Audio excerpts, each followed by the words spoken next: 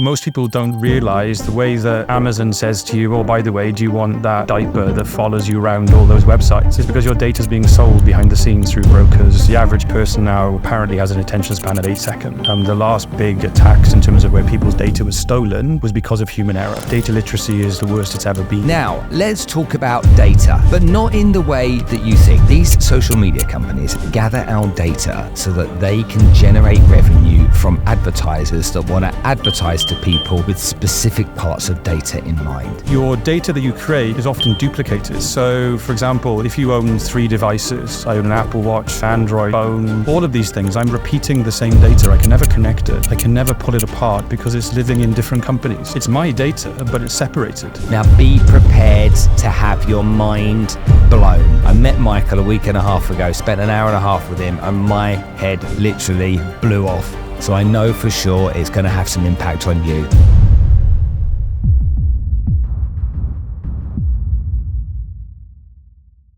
Hi everyone, and welcome to this episode of the podcast. Now, let's talk about data, but not in the way that you think. Look, these social media companies gather our data so that they can generate revenue from advertisers that want to advertise to people with specific parts of data in mind. And that is really, really profitable for these companies. But why should they own our data? Why should they be in charge of our data? Why shouldn't we be in charge of our own data? Why shouldn't we make money from our own data? And how can our own data help us live a healthier and happier life? That is the question that Michael Clark is going to answer today. Now, be prepared to have your mind blown. I met Michael a week and a half ago, spent an hour and a half with him, and my head literally blew off. So I know for sure it's going to have some impact on you. So let's cue the music and ask ourselves the question, why don't we own our own data, and what can we do to get it back and potentially benefit from it?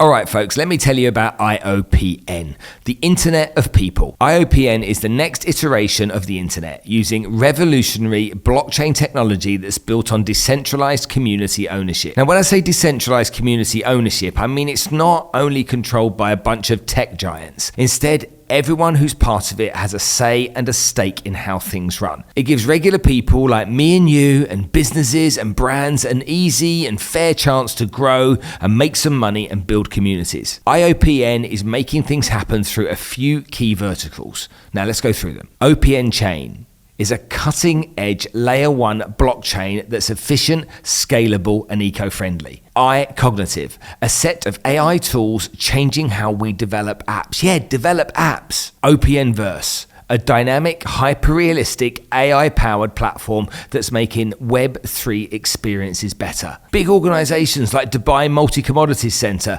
Dubai World Trade Center, and Ras Al Khaimah government are already seeing the potential with IOPN themselves. It's about creating a Web3 future where technology serves us, us, the people, unlike what Web2 did, where we often end up serving big tech companies. Check out the Internet of People today and see how you can leverage their ecosystem. I promise you, it's worth the time. Michael, thank you so much for coming to join us on the show today. Oh, it's a pleasure to be here. Some of what you said to me when I first met you scared the hell out of me. Some of it excited me, and that's why I was really keen to get you on the show and share with our audience today this fascinating world of data. And to be honest with you, most people are naive, ignorant, or just choose maybe not to want to know what's going on in the world. These flash terms that keep being brought up nowadays, AI, what does it mean and how can it be implemented in your business? Then followed with the chat GPT is the thing that's said, and people don't really understand what's going on with that. But one thing that I think that's really fascinating for me is that I, as a content creator for many years, have always been highly aware that these institutions, these massive organizations, the social media companies, Meta and Facebook and Instagram and TikTok and Google and whatnot, collect my data and they collect it for their benefit. Yep. And so that's the bit that I want to start at with you today. Okay. I want to understand what you mean when you say they've got the data and it shouldn't be yours. It should be yours. Yeah, it's a really good point. So when you think about what, I think take a step back and ask yourself what data is. That's the best place to start in a very non-technical way. I look at data as really our stories and our memories and our experiences. So if you think about the photographs that you take, the things that you want to keep, they belong to you in a way, but today they don't. You give them to others to look after. There's no insurance around what you hand over, so it could get lost at any moment. So if you start in that point and say, okay, if these are my stories and my memories, how valuable are they to you? Because that's really where you should start. And then you look at data in a very different way, because today I think we've been brought up, as you rightly say, it's key to ChatGPT. It's going to give you everything you want. But if you break it down, that's where you should start and say, well, actually, data's personal to me, and that's what it means. And why shouldn't I own it? That's really the starting point in all of this. So when we think about that, then let's take some common examples. You say photographs. So everything that I produce as data. Correct. So that can be stuff that I produce consciously, but there'll be people that say, I never use social media, I don't produce data. But for those people that think like that, what type of data are they producing inadvertently that we can constitute in this conversation? So think about how you got to the office this morning. So Google Maps is a great example, or any map software, not to pick on Google.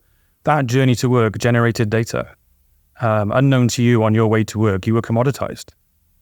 Because as you drive along, people are now suddenly firing advertisements at you to say, hey, do you want to go to this place? Do you want to go to that place? So even something as simple as driving to work is now making somebody else money, but you never get access to that data yourself, which you could have used for yourself after the journey.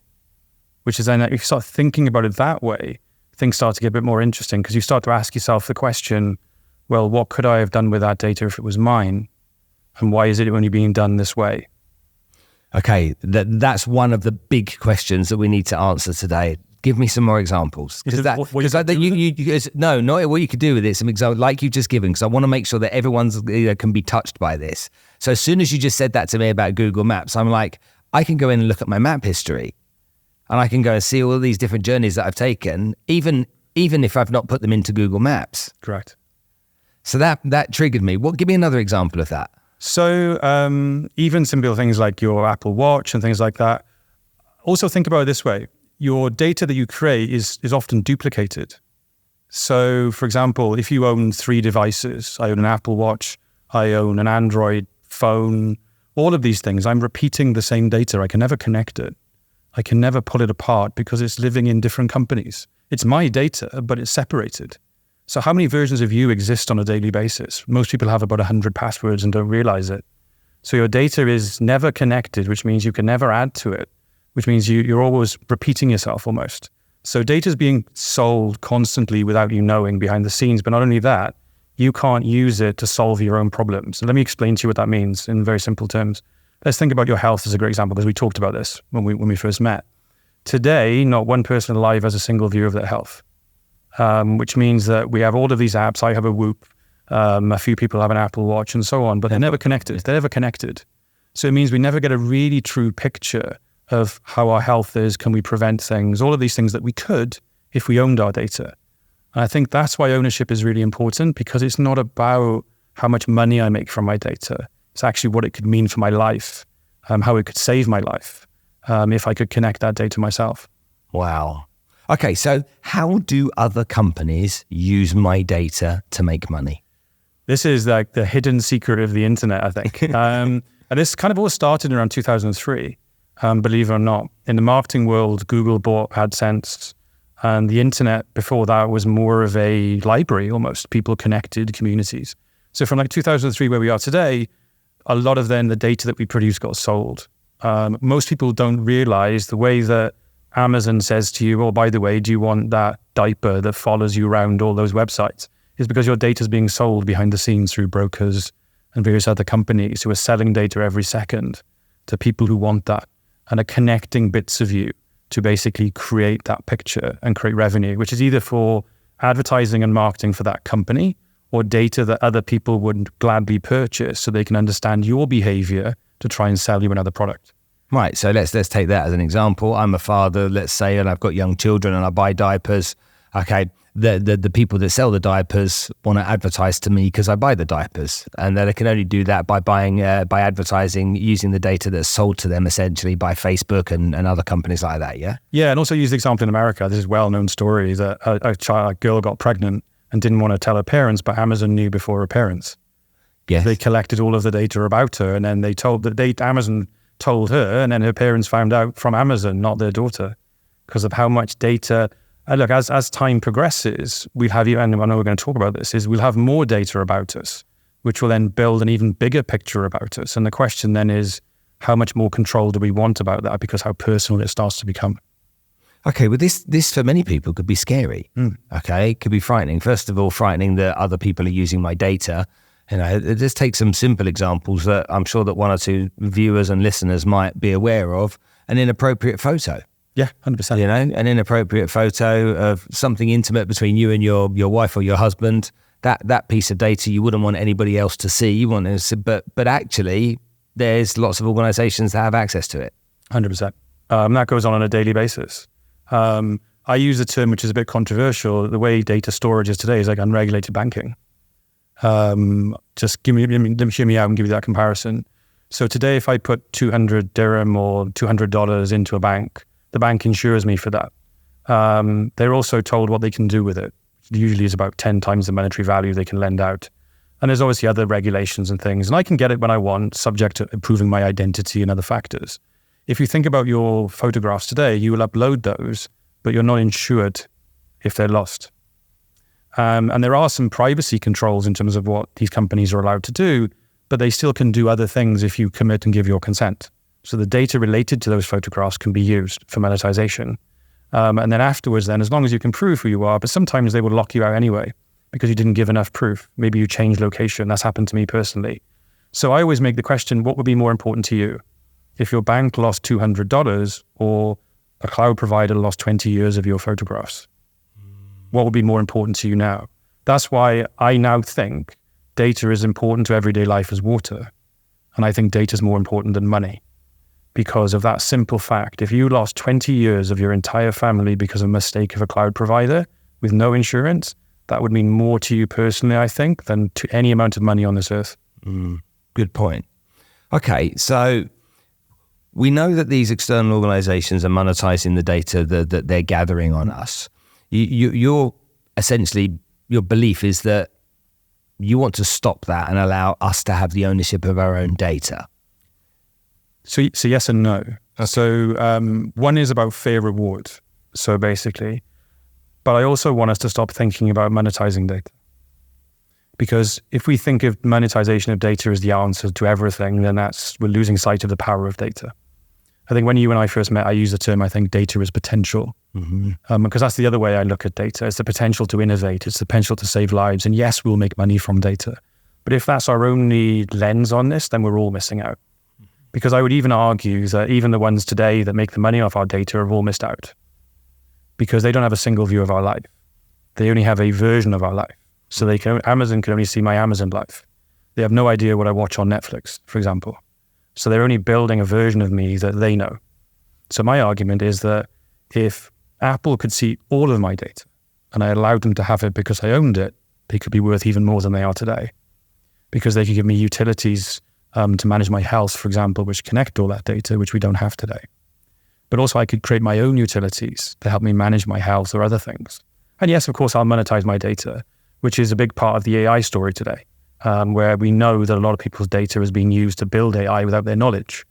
But my argument is, well, we need AI and AI needs us. And a big part of that is also a fair reward for how our data is being used to create AI and constantly how it's used. So it's a mixture of the people who take our data today also getting benefit, but more importantly, me as the consumer, I also get a benefit because now what I'm using is a reflection of how unique I am and who I am rather than a generic view of myself.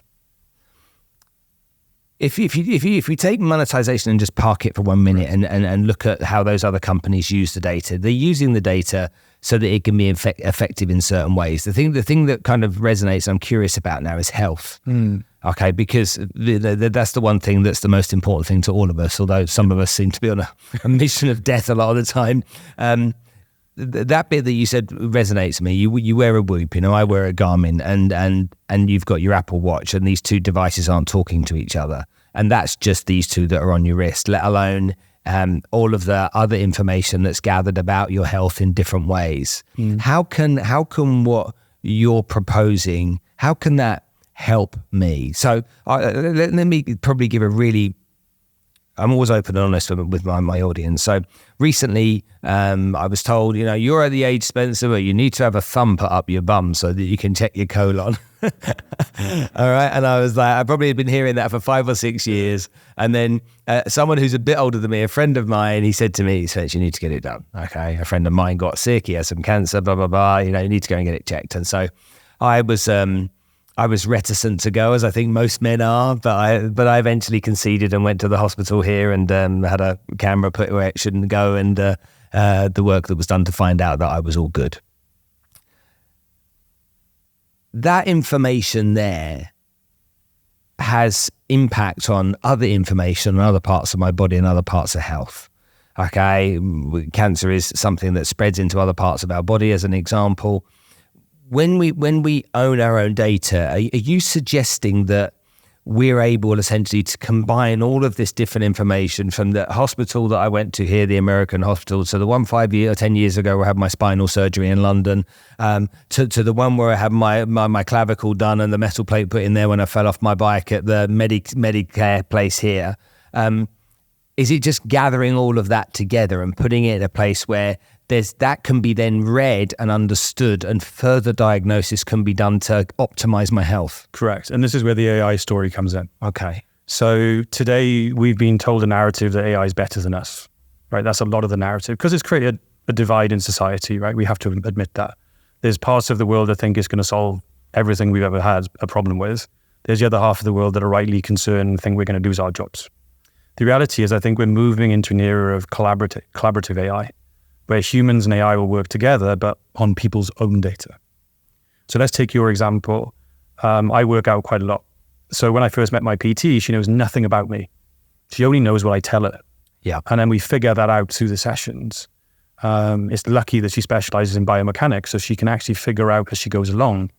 But wouldn't it be useful if you took all of that data that you've just collected, and then you could show her where your injuries are, what you have, and then all of a sudden you get an exercise program that's tailored for you. Even your AI could probably say to you on all your data, hey Spencer, I can see all these injuries, I can see bits about your nutrition, maybe you want to think about X, Y, Z. Because the reality is AI is not going to cure cancer, but with your own data, it might be able to prevent it. Because through predictions and patterns and past examples in your life, I can bring all that data together and suddenly I have a different picture of you. And this is the really important bit. The way that AI is being developed today is trying to treat everybody the same, with the way it reports and gives you insight. The reality is we're all unique. The story you've just said is unique to you. Yeah. So in a way, only you can really self-diagnose. Because basically you'd have to go and see all of those doctors individually for someone who's amazing to piece that story together.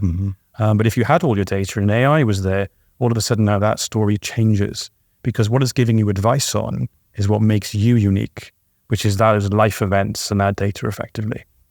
And we've established clearly now in the world that not everybody's the same. We know that people are different, and so the same exercise program, nutrition program, or whatever it may be is not going to work on everyone. How does that then get translated?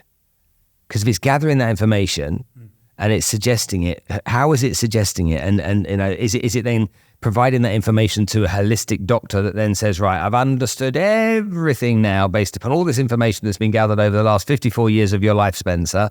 This is the direction you need to head in. Or is that going to be something that allows us to understand it so that we can then plan with it? So this opens up another question, or at least an area of focus.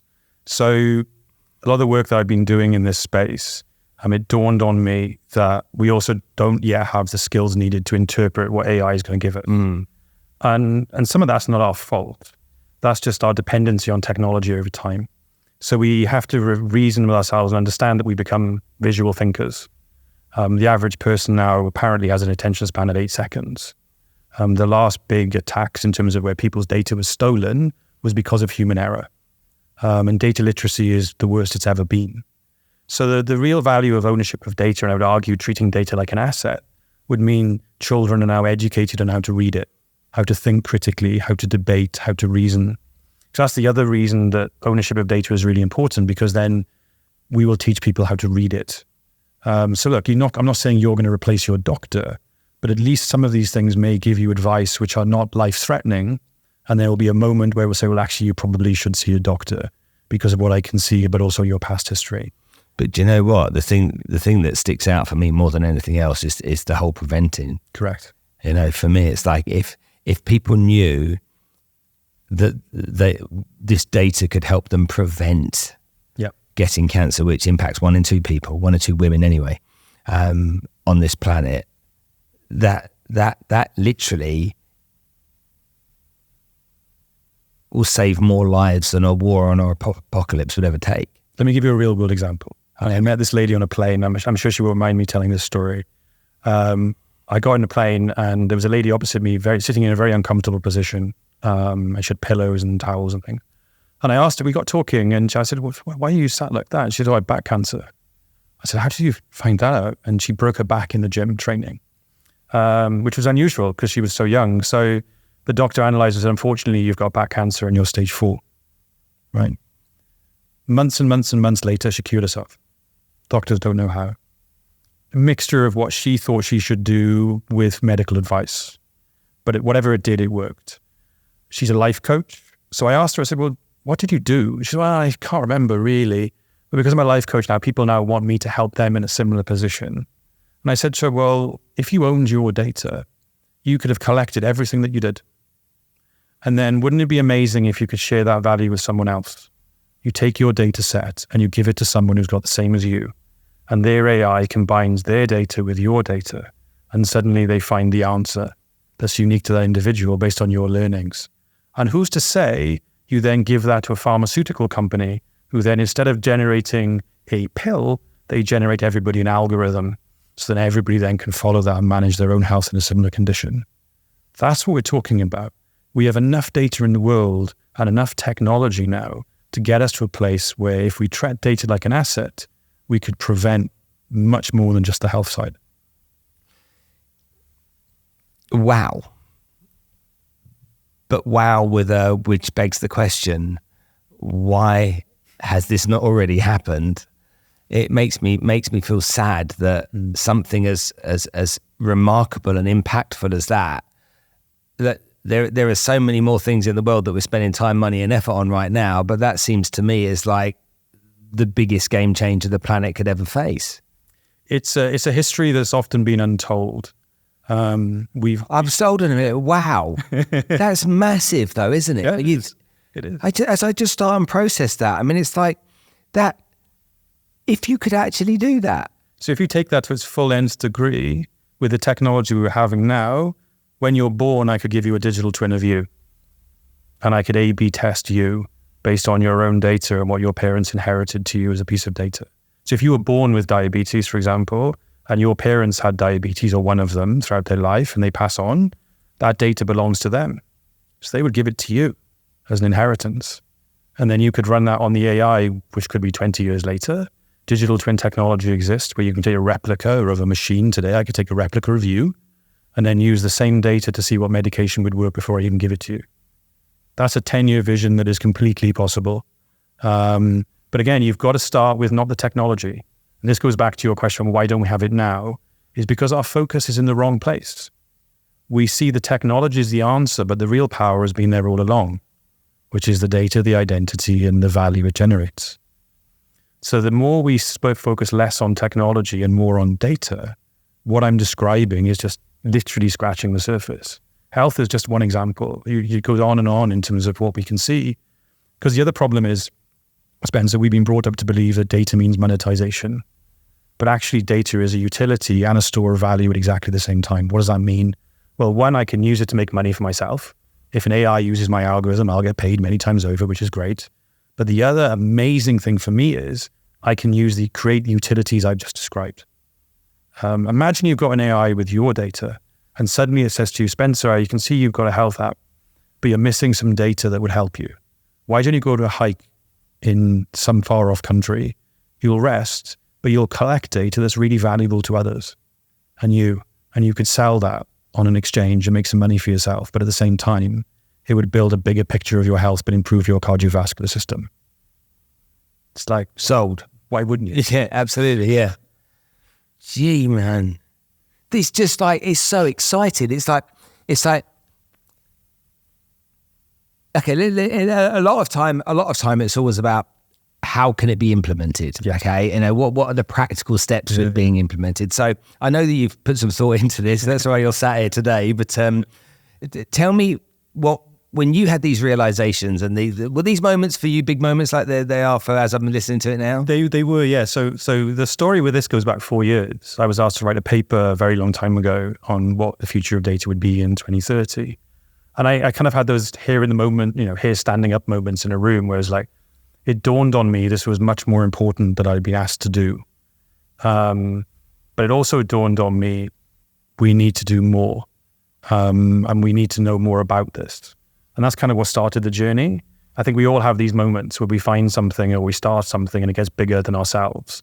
This is what it became. So yeah, in what I'm doing and what have done is doing exactly what you just asked, which is the steps to get there.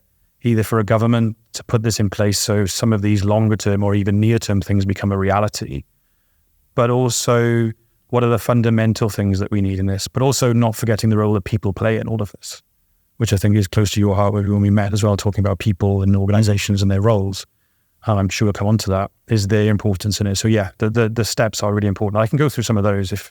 Yeah, absolutely. We need to go through it. Yeah. So I want to make sure everybody not only sits there and has just done what I've done as you've explained what you explained, but what are these moves that we need to make? So if you think about what makes ownership possible, obviously starts with the regulator and the government.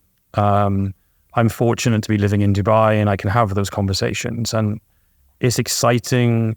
I probably won't surprise you how open they are to those conversations. The first step in anything is recognizing people's legal right to own their data. That's the first big tick. We mustn't underestimate the role of your identity with that, because you are your data and that's how you prove yourself. So those two are critically important. I think then there's the awareness, like this podcast is giving people that awareness, but I think then regulators and other organizations then will have to make people aware of what that means. In the near term, people can help themselves. They can actually think more clearly about what they do with their data in the short term. Maybe work with companies where they can access their data and use it themselves, and just become more curious. Over time, some of the work I'm doing is helping build the curriculums for schools in terms of how children now can become critical thinkers again and learn to reason. So then they will be in a position to actually use their data with an AI in the right way. But the biggest thing, that's what you can do as an individual, and that's what needs to be done at a government level. Mm-hmm. There's a raft of technology behind all of this, and I'm very fortunate to be working with people on those. But yeah, that's your starting point. One is educate yourself and build an awareness of these things. And also ask yourself the question, why and what could I do?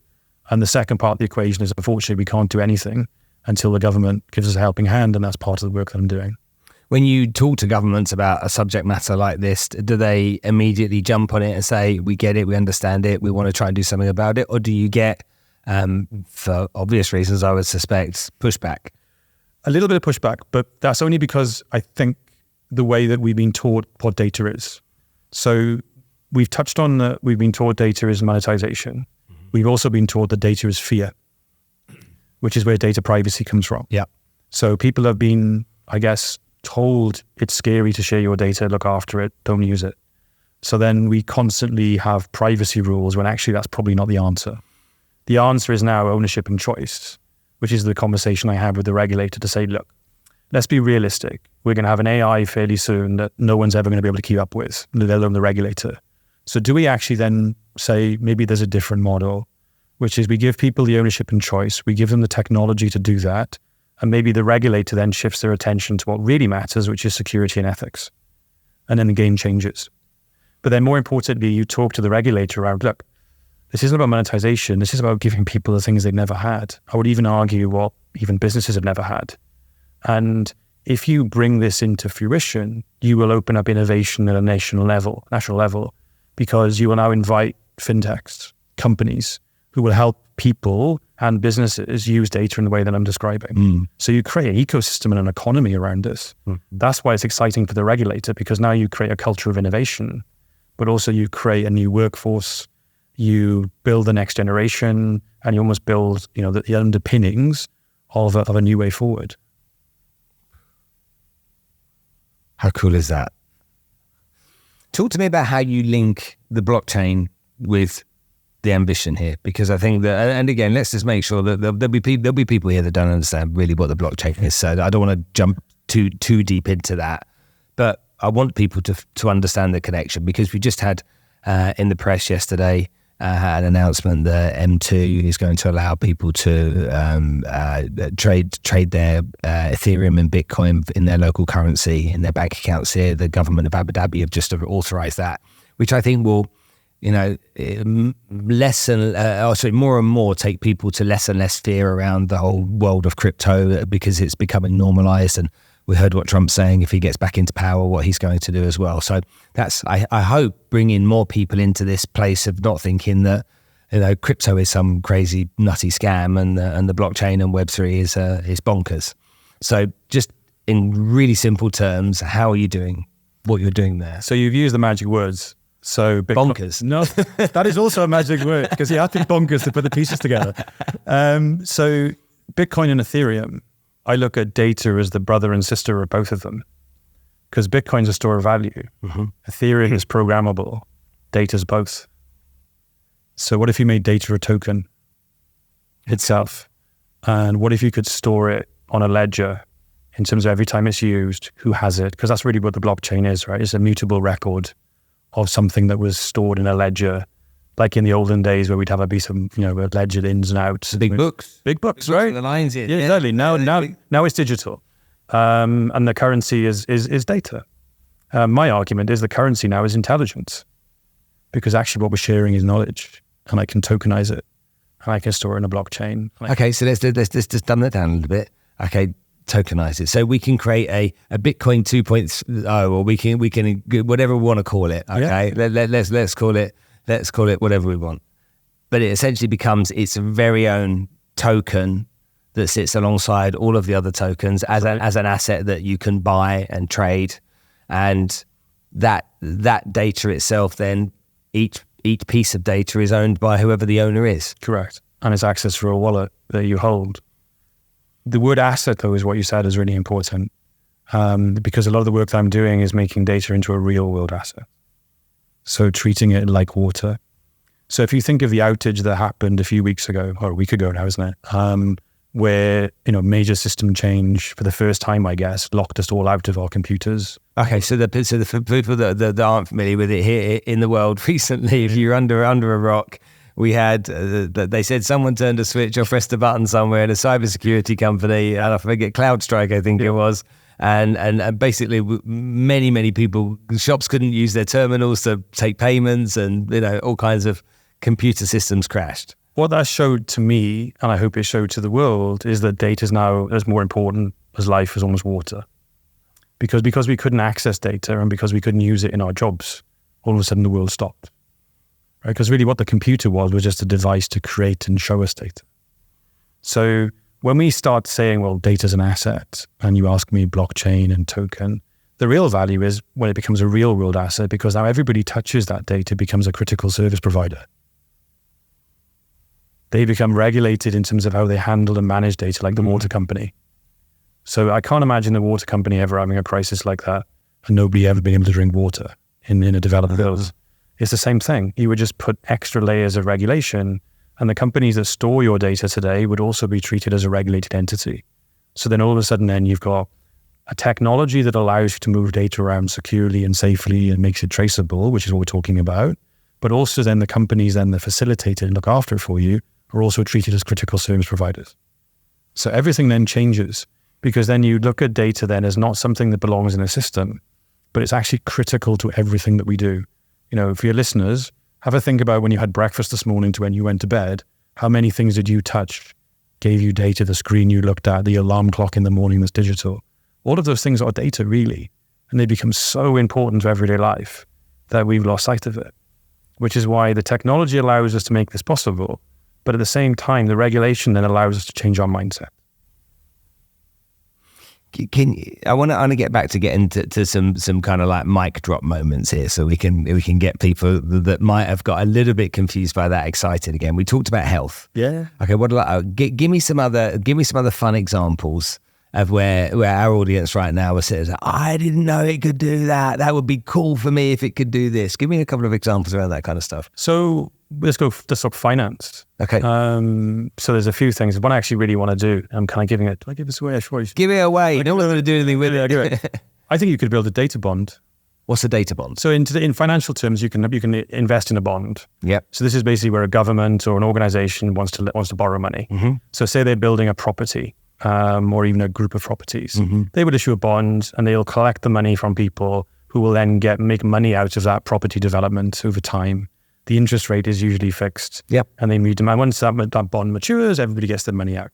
I think if everyone understands that simply, essentially it's a loan.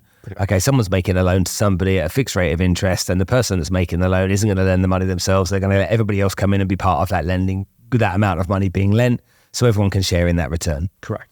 Okay, so it could be a government bond, could be a corporate bond. Okay, so what's a data bond? Exactly the same thing. So the government says, do you know what, we need some data to do something. Maybe the data is important to understand an area in Dubai that people may have that data. Yeah. Or maybe they're trying to build something to do with health. And they're trying to... The impact of Cocoa Pops. Who knows? Coca-Cola. Or maybe it's a research company trying to build some medication. Mm-hmm. And they need the data of people they can't get today. People may have unique allergies or certain things. Because take COVID, right? Even though the medication was heavily tested, there's always going to be outliers because you just don't have enough testing data to prove. Mm-hmm. But could you issue a bond to say, actually, instead of trying to take this data from people, why don't you contribute? And then as we're building this, you'll get rewarded every time your data is used. But this is why it's so cool. In a bond, I get paid once because it's only for the property, but that same data could get used 7 times. Or more. Which means I get rewarded every time. And the government could even take a clip of that, take some money off that as a revenue generator. So the government's making money, government's getting data they need, and everybody else is getting rewarded at the same time. How is that data for the average Joe? Guy goes to work every day, works at KPMG, just become partner, wife works as another business, she's an accountant, let's say, as well. And they live a normal life. They've got 2 kids, they live in Arabian ranches or wherever it may be, they have a very normal life. How does that man that's sitting listening to this right now going, holy macaroni, this sounds cool. How does he then consciously, is he able to harvest and harness his own data? So today is going to be difficult, right? Let's be honest. There'll be certain data that he can't get. If we use the examples of government with health, that's a lot disparate today. There may be some things though that on your Apple Watch and device you can maybe be able to get yourself. Could be your step count, could be your heart rate, or anything that makes you unique. That could easily be given today. And all it would take is a bank to issue a bond. I think in Dubai, they've just done social bonds. There's no reason why you couldn't do them for data. So what it starts to do is, this is why I hope this happens with people listening. They start looking at the data and questioning what that data means. And is it valuable? And more importantly, is it valuable to them? But is it not a case of some people will listen to this and go, yeah, this is really valuable, but I don't even know where to start. Where is my data, you know? And it may be this is the infancy and that's what you're bringing to the world. But you know, as we can clearly currently, we can store our cryptocurrency on an exchange or we can store it in a cold wallet. Right. And so we've got those 2 options. So for those people that don't know what a cold storage is, just think of a USB stick. It's the easiest way to describe it. You put it on a USB stick and you put the USB in your pocket. So for those people wanting to be able to harness it, there will come a time in the not too distant future where they can literally, every piece of data that they produce can be collected in an automated fashion and go into their storage facility of that. And that's when they're going to have the power over it. There'll be companies, so there are companies that exist already. So this is not like the fantasy of someone writing this. The cool bit is I get the chance to work with people doing it. Yeah. So there's a company I work with in Silicon Valley who are building a data wallet where basically you'll be able to do exactly what I've just described, and they launch pretty soon, where you'll be able to store your data and have a savings product capturing the rewards and value from your data. There are already companies on the internet where you can pool all your data together in a community. And every time that data is sold, you get rewarded every time that data is used. So they could pool that data together and maybe sell it on like an app store or something like that, a marketplace that people would be familiar with. They already exist by the way. Is that like a cooperative, basically? Exactly that. So those exist today. There's wallets that exist today. There are companies in Saudi Arabia building what I'm describing for health, where people can actually manage their own health data and do that. There are already other companies in the Web3 world which allow people to take their data that they store on the internet. There's even browsers today like Brave and others that tell you and block advertising for you to look after your data. So this is emerging. And the biggest move that happened last year, which your listeners will not know, is that Brazil is the first country in the world to allow its citizens to monetize their own data. Good old Brazil. We love Brazil. Lived in Brazil for a few years. There you go. Why the F Brazil? Because they built the technology. Why of Brazil, a developing country as big as it is, Amazon covering a big chunk of it? Why? It is crazy. So over the last 5 years, I'd say, they've gone on a massive digitization journey. I'm not sure if your listeners will be aware of the Pix network, but it's a competitive network to the traditional payment companies, but it's digital. So the fees are a lot cheaper, but it makes it more accessible to everyone.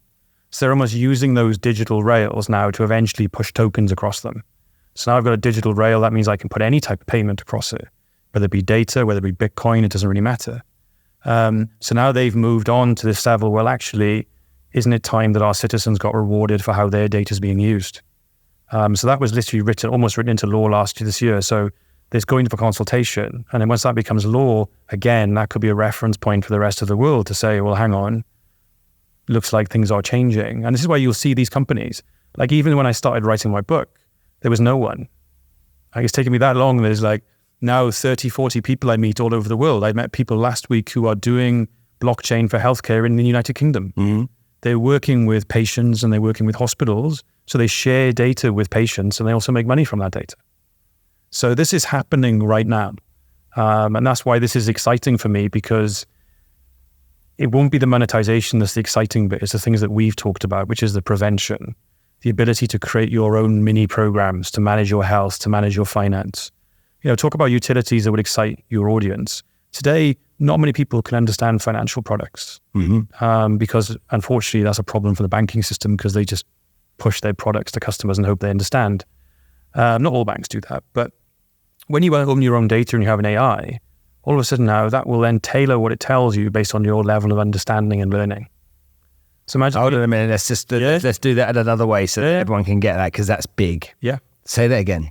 So imagine today I have a mortgage and I'm given a leaflet that explains the mortgage to me. Uh-huh. Everybody's going to understand that differently based on their literacy levels. Yeah. Some people just won't get it. Yeah. But what if your AI knew your educational history, all your experience, all your data, and then suddenly interpreted that mortgage into a way that you understood? That's the point in all this. We have collected a lifetime's worth of data, and it tells everything about our past. It tells us everything who we are, but it also tells us who we could become.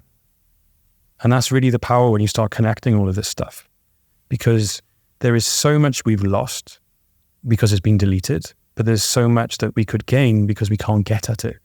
If we could get at it and connect it, we could do so much more.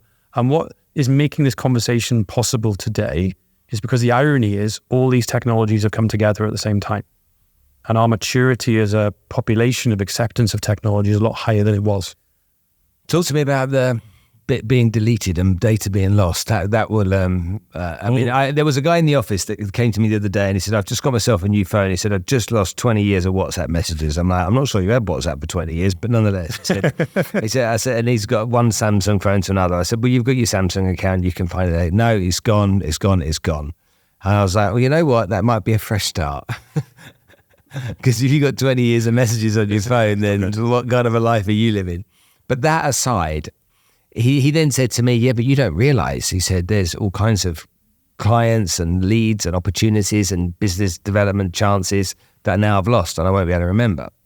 So that's a normal guy losing his data on his WhatsApp. Give me your explanation. So he's correct. Obviously, his timeline's not quite accurate, but he is correct. So, but the important thing that people need to realize is data is now a cultural artifact as well. It's a record of who we were.